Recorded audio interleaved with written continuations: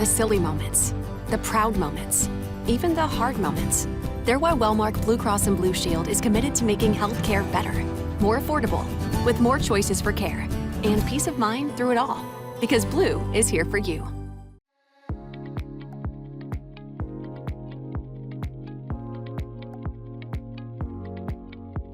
Welcome to the Made in Iowa podcast, presented by Wellmark Blue Cross and Blue Shield.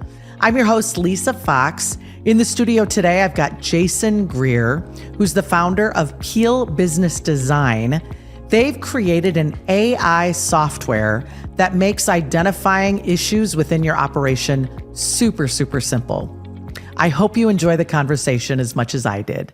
It is always fun to sit down with one of my favorite efficiency experts who can find constraints anywhere in an operation. Jason Greer, who is the founder and co-owner of Peel Business Design. Tell us what Peel Business Design does. Yeah, Peel Business Design, we've been around for about 10 years, started as a consulting firm. And then we started finding that a lot of companies were building these big, beautiful strategies. And then we would see them sitting in dust behind the owner's desk. So we started bringing in analysts and project managers, data analysts, other experts that could help companies get their strategy across the finish line. And so that's what we've been doing for the past few years. As we started to look at AI and what's coming and what does that do to our industry, that's really where Peel signal theory comes from, and that's what we'll be talking about Yeah, today. and that's what you reached out about. You said, I've got a new thing, and I'm excited to announce it here. You had to be chomping at the bit to use AI in the complex work that you do, because you're looking at millions sometimes of data points within an organization. Were you just like, I can use this. I know I can effectively apply AI. And it hasn't taken you long. Yeah, it has been a bit of a road. We've been chasing it in a lot of different ways. And I think just like ourselves and everybody else, we kind of got stuck in some places because it was so new to everybody. And we're trying to figure out what to do this. You hear people talking about agents. Those things were brought up a year or two ago. And I scratched my head at the time saying, I don't know how to apply this. And now we're looking at having 20 of them just in within our own company. Wow. And so the world's changing very quickly, and we're trying to understand how that's going to affect businesses in the future, and how we can use some of those ideas to make things better. Not just assume that AI just takes over everything, but understand a way that we thoughtfully introduce and use it so it's safe and that it's intentional in how we do it. You talk about optimization like a three-legged stool.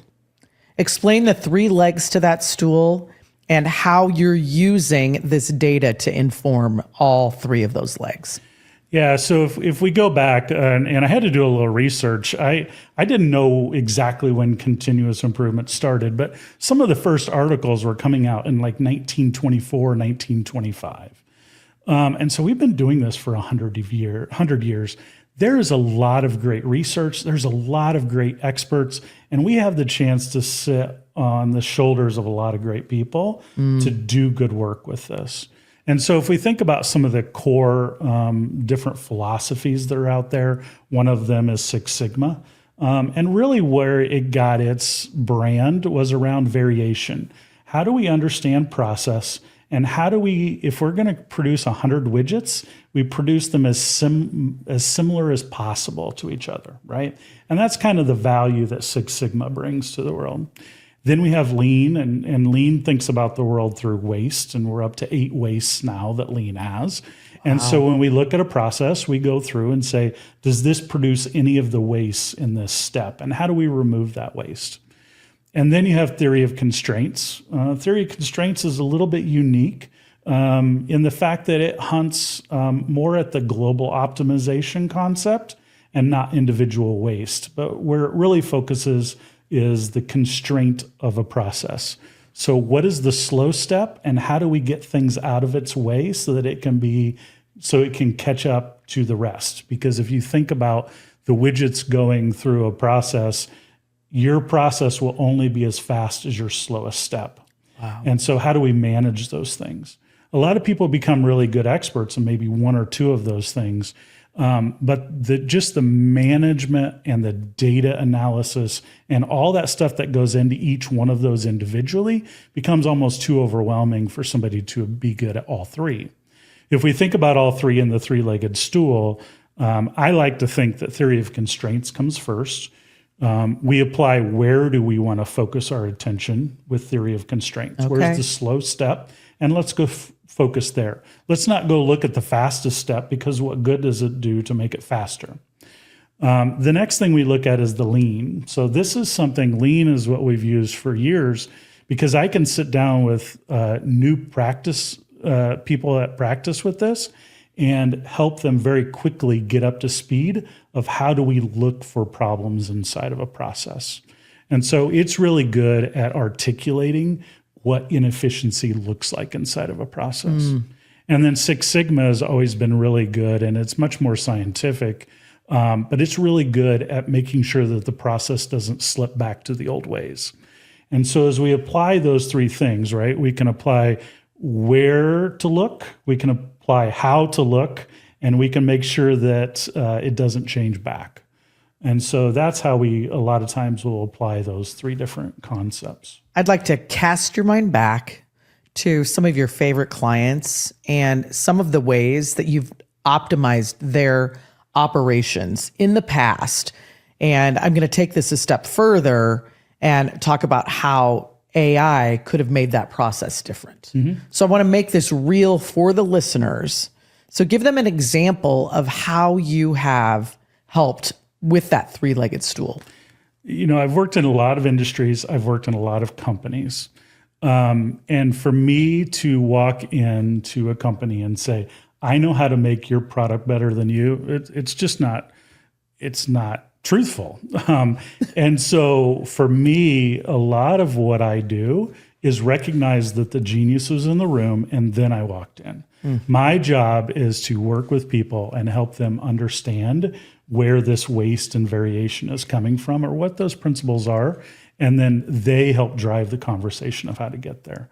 But a lot of my work is spent with 500 sticky notes on the wall, and it's mapping out process, and it's understanding where people are coming from, understanding the layers of process, because we have a process layer, it's the steps, but then in between every two sticky notes was data being passed, right? Whether it's not me leaning over the wall saying, hey, Jim, this is ready for you, or me putting something into a data system. Anyway, any way you look at it, that data had to pass. We also have cultural constraints that processes live by. All of these different layers feed and help us understand how process works. And if we're honest, it's just a lot of work. I mean, there's a lot of effort that goes into that. And it's easy to miss stuff. I may not have the cultural understanding to recognize something that's a really good fit for change. And they may not have enough information about what we're trying to change to find those things. And so sometimes it's hit or miss. And Jason, you're like a detective. Oftentimes people come to you with a specific issue. Yes. I can't solve this. I remember a conversation we had earlier about a cheese factory. There was a bacteria in the cheese, right? Yeah, well, they were producing grade A sometimes and grade C, and they couldn't figure out why. Yes. Yeah. And so use that as an example for the audience to understand how you came in, met with the team, gathered the data, and solved that problem. Yeah, so this is one of my very first clients. It was a cheese factory here in Iowa, and they were producing grade A cheese sometimes, grade B sometimes, and grade C. And what's the difference in the grades? For those of us that know nothing about dairy. It's pricing, right? Okay. And so it's what can that cheese be used for, whether it's going to be block cheese or shredded or whatever. Gotcha. And each one of those products produces a different pricing and costing. Got it. And so grade A, you get more money for. At the end of the day, if I remember right, they were leaving about $1 million on the table every year. Wow.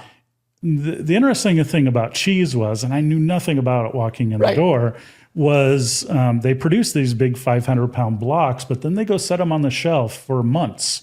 And so it's one thing to see a product come through and say, oh, that's grade A, we'll do that again.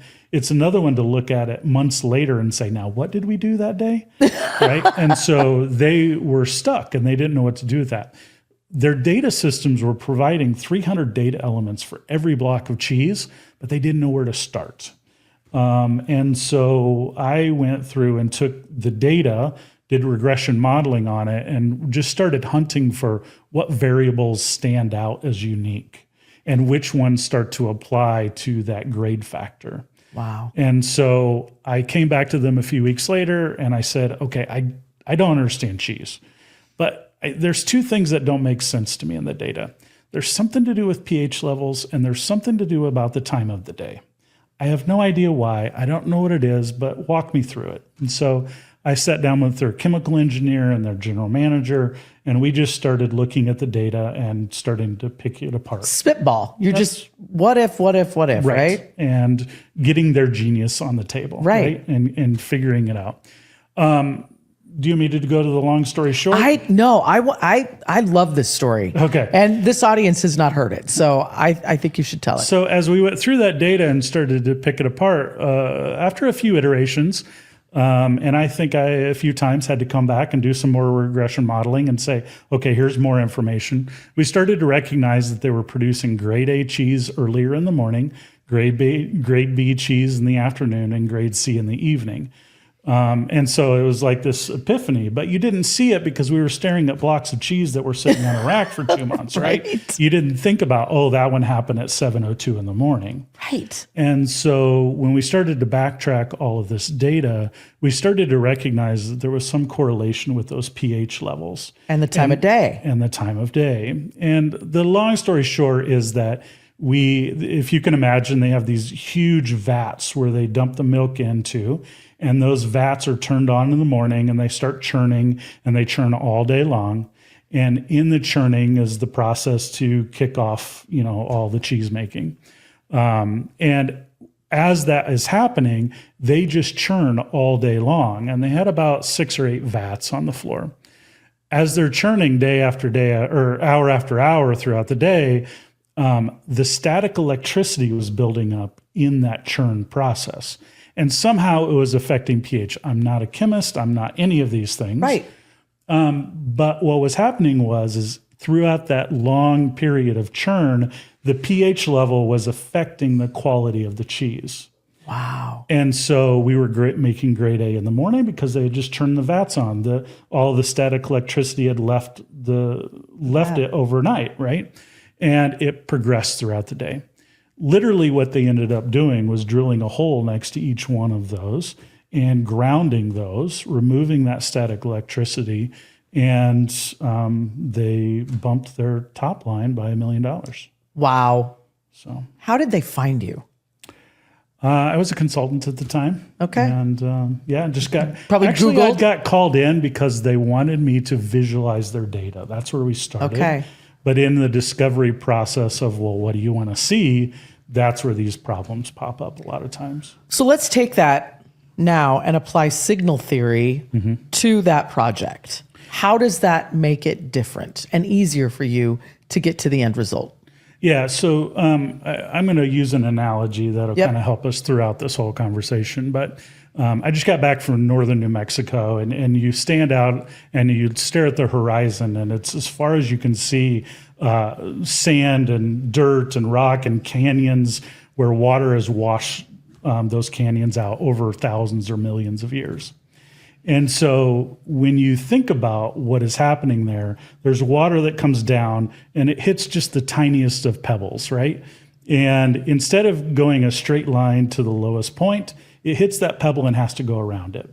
It does it long enough and it starts to create a groove, right? Yeah. And the more we do, the more that water comes through, the larger the canyons get. So as we think about how that is happening, we're thinking about how data comes through. Now imagine if we would have caught our very first block C cheese or very first high pH level, and we recognized it on day one. Right. We didn't recognize it for months and months and months, right? And so where AI comes in is it starts to think about, instead of where are the boulders that are holding us up, where are the canyons that I'm forced into, it's looking at where are the pebbles that are going to turn into the next canyon.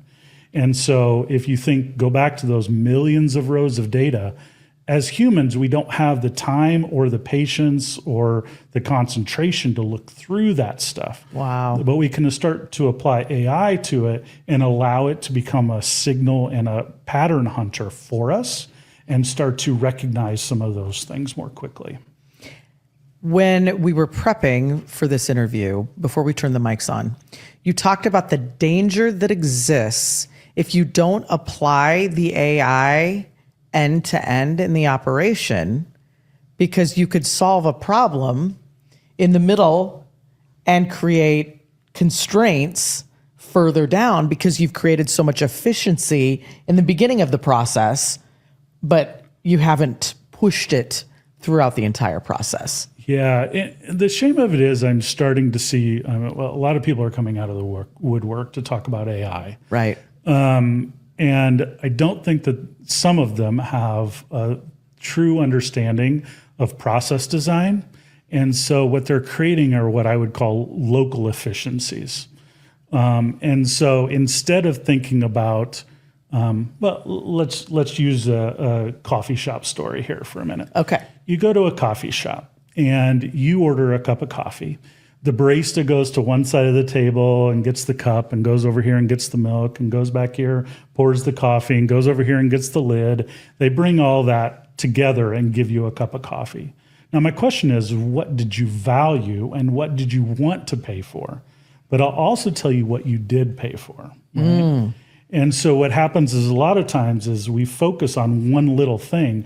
Oh, well, I can pick up the cup faster, or if I just move this cup. But maybe that wasn't the slowest step. Maybe that's not the thing that was slowing everything down, right? And so what is happening is people are coming in and say, oh, that's a good candidate for AI. Let's just go plug it in and go do it. But it may not have been the thing that was slowing down your process. And by you making that more efficient, you may actually cause more damage. And the reason is because now all the widgets that AI is producing may be stacking up right behind the slowest step of your whole process. And everybody gets frustrated because now we have piles of work and we don't know what to do with it. I can tell you, I've got about a half a dozen coffee shops that I'd love to have you go work in. Just saying, a little inefficiency here and there. A little bit. But that's okay. I want to get into now how signal theory works. And when you're working with a client, you sit down, how do you identify what data you're going to measure? How long does it take to analyze that data? And what are you giving them in the end? Yep. So really, as we think about signal theory and where it came from was us thinking about the future for projects and project managers and BAs.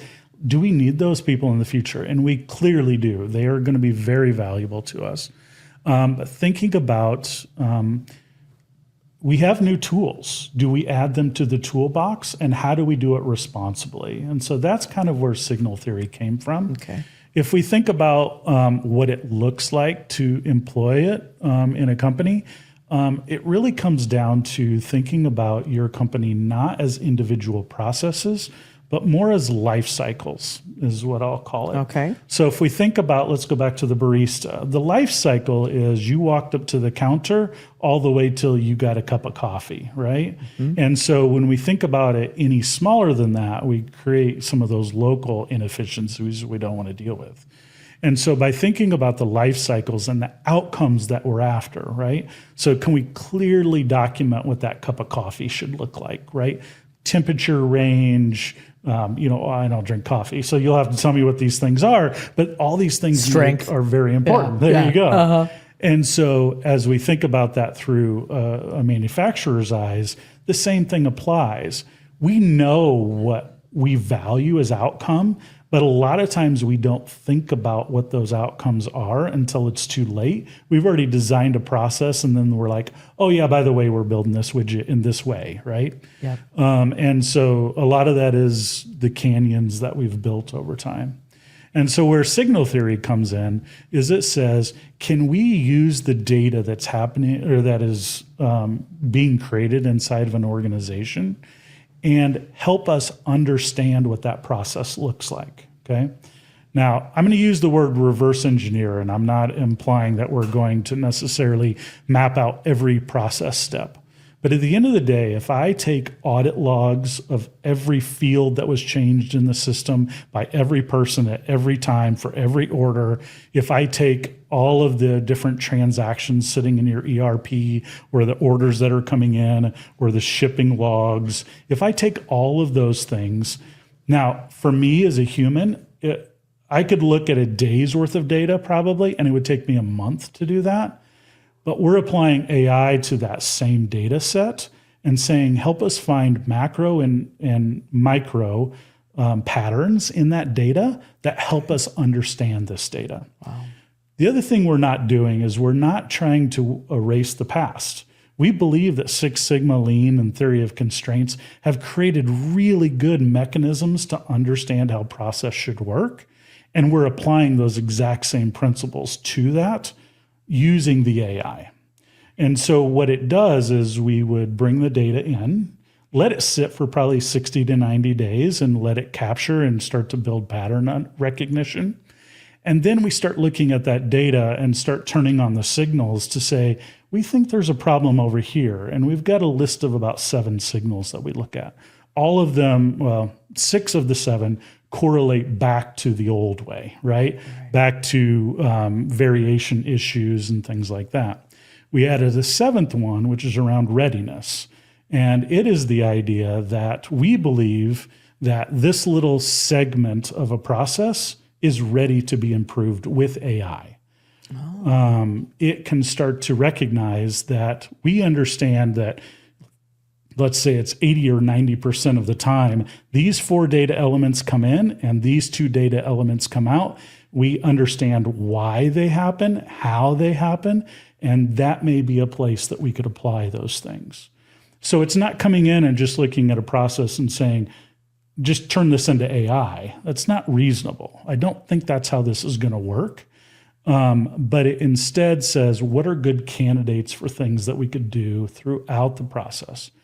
But that's just one of the 7 signals. We're also applying all these other things that we may have applied at one time. Now we're doing all 3 frameworks at the same time. Continually.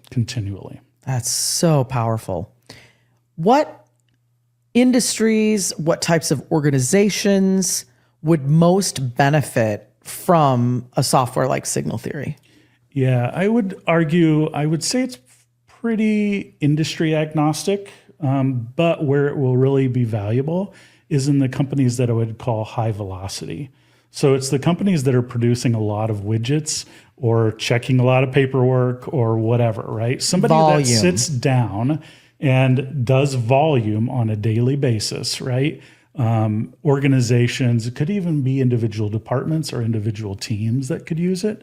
But we're looking for volume, and that volume creates enough data for us to create and extract patterns from. What excites you the most about, let's look 5 years from now. What will this look like and what will it be able to do? I think it'll be very interesting. I think that the technology is growing very quickly. As I start to work in a lot of different areas of AI, within a monthly basis, a lot of the things that I thought I knew are just scrapped and we're off to the next. So we're going to see massive development that happens.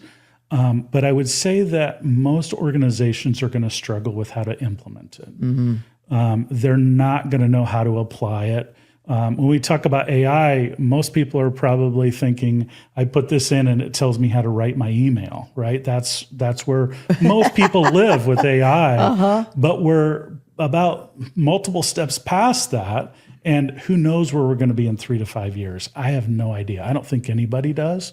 But I do think that there's an opportunity to use it in specific ways that can still be safe, that can still be valuable to us. And it can be better than simply help me rewrite my email. So let's talk about the end result. They've got signal theory running in the background. It's analyzing the operations. I would assume it spits out to you a report, a very detailed report of data points.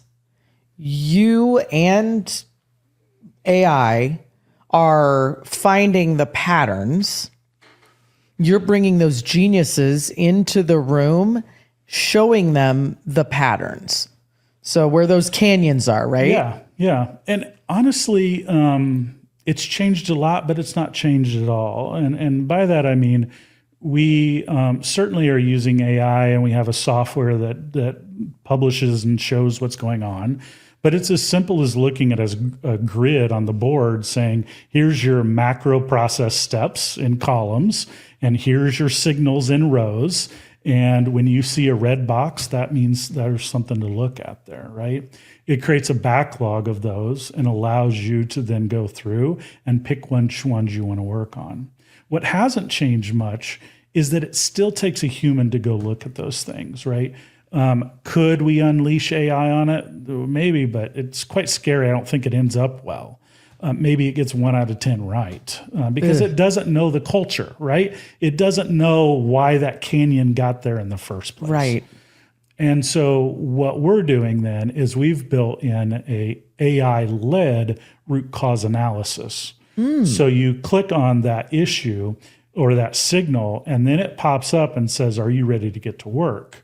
Here's everything we know about what this problem is based on patterns and the data that we see, but we still have questions. And so if you slide it over to an AI-led, then it looks at the data and says, do I know how to get to the outcome that you defined for me? And if I don't, I need more information, and here's the questions I would ask to get it.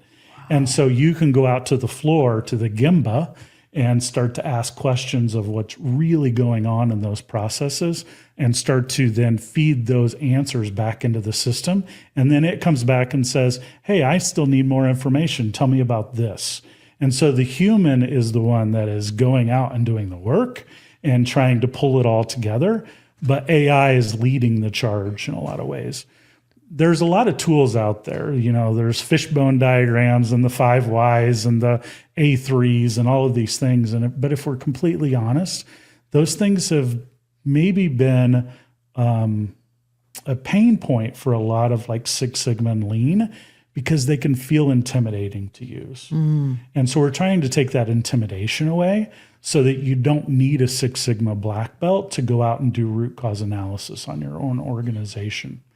And so then once you've done that analysis with the tool in mind, then you're going out, changing process, saying, we're not doing it this way anymore. We're doing it this way. We document that. And then that keeps that result as one more pattern that it's hunting for in the future. Very cool. And I'm looking at this again. You use this consistently over 5 years, 10 years. The predictability of the processes, the ability to identify issues almost immediately, right? That's the hope, yes. And how does that look with signal theory, the software, and visibility of that data? Is that data visible to multiple people within the organization in real time?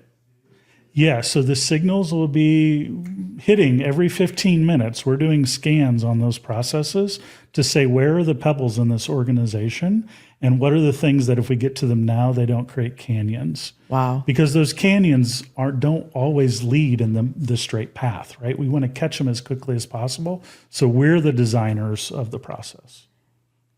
Let's say you get the analysis back and there are 15 signals that all seem equally horrible.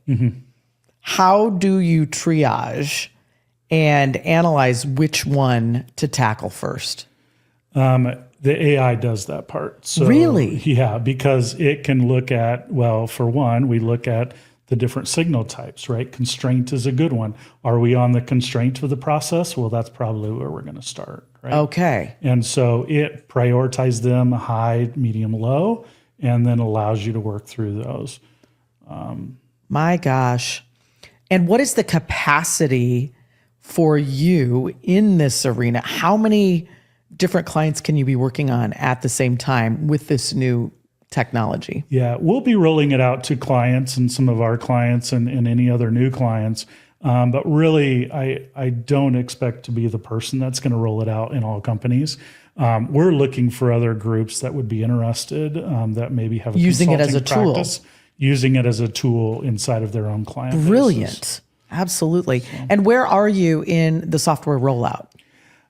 So it is probably about 2 to 3 weeks out for being client ready and ready to go. Like I said, we've been using it on our own company for a while now, and just using different data. So I'm a consulting firm, so our data is quite a bit different, but we're still finding signals throughout. And so it's pinpointing places that we can be better. We've applied different AI agents and different things like that based on the recommendations that it gave us. And so we'll be very quickly ready to roll out to companies. The goal is to maybe turn this into a process that clients understand, that we've designed it in a way that there's no black boxes. We're not trying to build something that is confusing or hard to use. Everything has got prompts like, well, tell me about your data sources. What kind of data is in your company? How do we use it, right? Instead of this real cryptic, well, you're going to need an expert kind of thing. And will the AI identify bad data? Because that's one of the biggest challenges, right, Jason? That what is the adage is garbage in, garbage out? Yeah. How do you know that it's not garbage that's going in? It's an interesting, and I can think of multiple ways the data could be bad, right? AI is not going to naturally know, oh, well, he fat fingered it. He meant 4 and it was really 3. Like, we're not going to get there. But I do think that it's going to hit signals that then say, there's something weird going on over here, and we need to go look at it. And that's where that human comes in with that root cause analysis to better understand where those things are happening. At the end of the day, you're right. This really is a data play, and it always has been for companies, right? We are swamped with data. We're buried with it, millions and millions of rows. We're finally taking steps now that we are trying to understand that data as it goes by us instead of just letting it fly by and we miss it all the time. And people are so unique. There are leaders that are obsessed with data and want to know the tiniest variance and, teeny tiny details. And then there are others that are 30,000 foot, don't tell me anything until it's a problem. Yeah. How does that help both sets of individuals?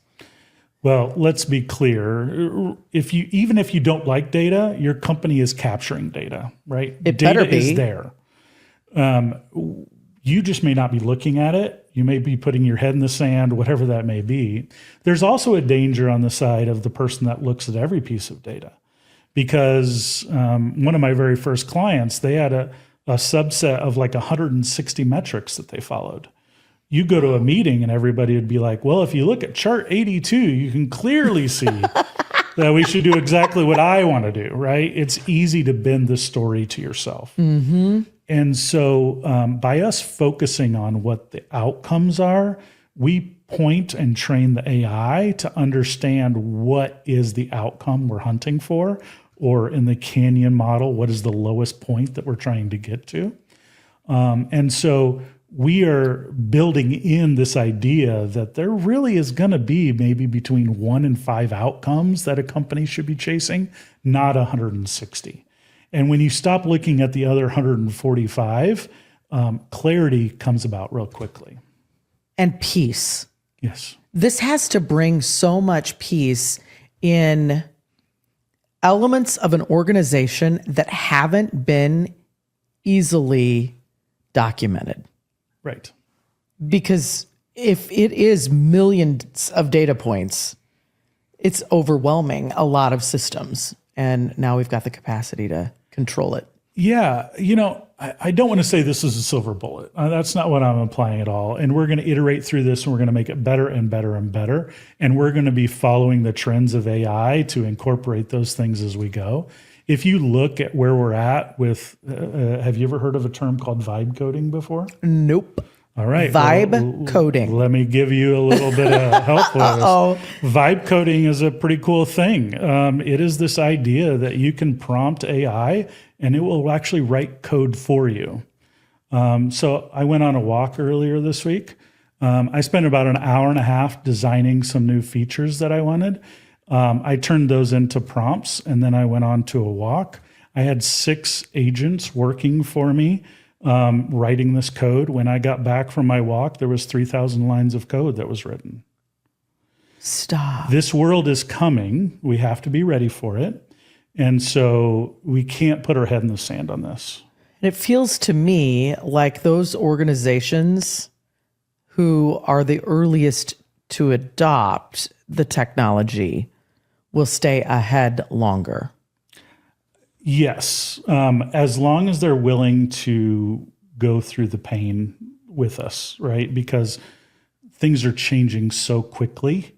And I don't think that stops. I mean, if you use that example of me going for a walk and you think of all these AI companies that have hundreds or thousands of developers and endless access to AI, think about what they're designing on a daily basis. Wow.